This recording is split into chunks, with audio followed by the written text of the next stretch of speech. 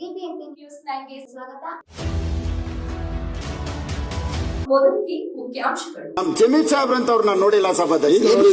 ಎಷ್ಟು ಹುಷಾರಾಗಿ ಒಳಗ್ ಬನ್ನಿ ಅಂತ ಕರೀತಾರೆ ನೋಡಿ ಸಾಹೇಬ್ರೆ. ಹೌದು ಸಭಾಧ್ಯಕ್ಷರೇ, ಅದೇನೇ ಮಾಡ್ತೀನಿ ಬನ್ನಿ. ಈಗ ನಿಮ್ಮ ಆಯ್ತು ಮಾಡ್ಸಿ. ಈ 61,000 ಮನೆಗಳಿಗೆ ಏನ್ ಕೇಂದ್ರ ಸರ್ಕಾರದಿಂದ ಕೊಡಬೇಕಾಗಿತ್ತು ಅದು ನಾವು ಕೊಡಕ್ಕಾಗಲ್ಲ ಅಂತ ಕ್ಯಾನ್ಸಲ್ ಮಾಡೋರೀಗ. ಈಗ ತಮ್ಮದೇ ಸರ್ಕಾರ ಇದೆ, ತಾವು ದಯಮಾಡಿ ನನ್ನ ಜೊತೆ ದಿಲ್ಲಿ ಹೋಗ್ಬೇಕು. ನಾನು ಈ ಅಸೆಂಬ್ಲಿ ಆದ್ಮೇಲೆ ನಾವು ದಿಲ್ಲಿಗೆ ಹೋಗ್ಬೇಕು. ಪ್ರಹ್ಲಾದ್ ಮಾತಾಡಿ ಅಶೋಕನ ತಾವು ದಯಮಾಡಿ ಅಲ್ಲಿ ಸಾಥ್ ಕೊಡ್ಬೇಕು. 60 ಏನಾಯ್ತು, MOU ಸೈನ್ ಮಾಡಬೇಕಾಗಿತ್ತು. 5 ವರ್ಷಕ್ಕೆ ಒಂದ್ಸತಿ ಸ್ಲಮ್ ಬೋರ್ಡ್ ಕೇಂದ್ರ ಸರ್ಕಾರ ರಾಜ್ಯ ಸರ್ಕಾರ ಮಧ್ಯದಲ್ಲಿ MOU ಸೈನ್ ಆಗ್ತದೆ ಅಶೋಕಣ್ಣ. ಆ MOU ಏನಾಯ್ತು, ಮಾನ್ಯ ಮುಖ್ಯಮಂತ್ರಿಗಳು ಸೈನ್ ಮಾಡುವಾಗ ಬರುವಾಗ ಸೈನ್ ಮಾಡೋದು ಬೇಡ, ಈ ಬಾರಿ ಅವ್ರಿಗೆ ಒಂದು ಪತ್ರ ಬರೀರಿ. ಏನು 1.5 ಲಕ್ಷ ಕೊಡ್ತಾವ್ರೆ, ಅದಕ್ಕೆ 3.5 ಲಕ್ಷ ಕೊಟ್ರಿ. ಅದಕ್ಕೆ GST ಏನು ಬಡವ್ರ ಮನೆಗೆ ಆಗ್ತಾ ಇದ್ರೆ ಅದು ಹಾಕೋದ್ ಬೇಡ ಅಂತ ಒಂದು ಪತ್ರ ಬರೀರಿ ಅಂದ್ರಿ. ನಾವು ಪತ್ರ ಬರೆದ್ವಿ, ಅದು MOU ಸೈನ್ ಮಾಡಿಲ್ಲ. ಆ ಪತ್ರ ಬರ್ದಿದ್ವಿ ನಾವು. ಅದಲ್ಲಿ 3 ತಿಂಗಳಾದ್ಮೇಲೆ ನಮ್ಮ ರಿಪ್ಲೈ ಬಂತು, ಅದು ನಾವು ಅದಕ್ಕೆ ಜಾಸ್ತಿ ಮಾಡಕ್ ಆಗಲ್ಲ ಅಂತ.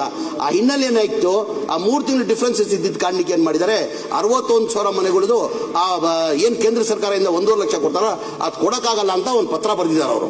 ಈಗ ನಾನು ಆಲ್ರೆಡಿ ಪ್ರಹ್ಲಾದ್ ಜೋಶಿಗೆ ಮಾತಾಡಿದ್ದೀನಿ ನಾನು. ಅವ್ರು ಬನ್ನಿ ದಿಲ್ಲಿಗೆ ಅಂತ ಹೇಳಿದ್ದಾರೆ.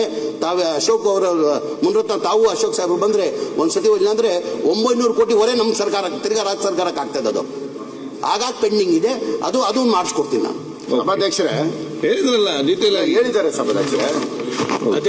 ಸಭಾಧ್ಯಕ್ಷರೇ, ಅನ್ಸ್ಟಾರ್ಟೆಡ್ ಬಿಲ್ಡಿಂಗ್ಸ್ ಅನ್ಸ್ಟಾರ್ಟೆಡ್ ನ 61,000 ಕ್ಯಾನ್ಸಲ್ ಮಾಡಿದಿರಿ ಅಂತ ಹೇಳ್ತೀರಿ. ನಾನು ಅದನ್ನ ಕೇಳ್ತಾ ಇಲ್ಲ. ಒಂದು ರೂಫ್ ಹಾಕಿದೆ, ಒಂದು ಫ್ಲೋರ್ ಆಗಿದೆ, ಆಗಿರೋದನ್ನ ಪೂರ್ಣಗೊಳಿಸ್ಬೇಕು ಕೇಳ್ತಾ ಇರೋದು. ನನ್ನ ಜೊತೆ ನಾನು ಮಾತಾಡಿ ಮಾಡಿಸ್ಕೊಡ್ತೀನಿ ಬನ್ನಿ. ಕರ್ಸಿ ಮನೆಗಳು ಸಭಾಧ್ಯಕ್ಷರೇ, ಬಹಳ ಜನ ನೋಡಿದ್ದೀನಿ ಸಭಾಧ್ಯಕ್ಷರೇ. ನಮ್ ಜಮೀರ್ ಸಾಹೇಬ್ರ ಅಂತ ಅವ್ರನ್ನ ನೋಡಿಲ್ಲ ಸಭಾಧ್ಯಕ್ಷ.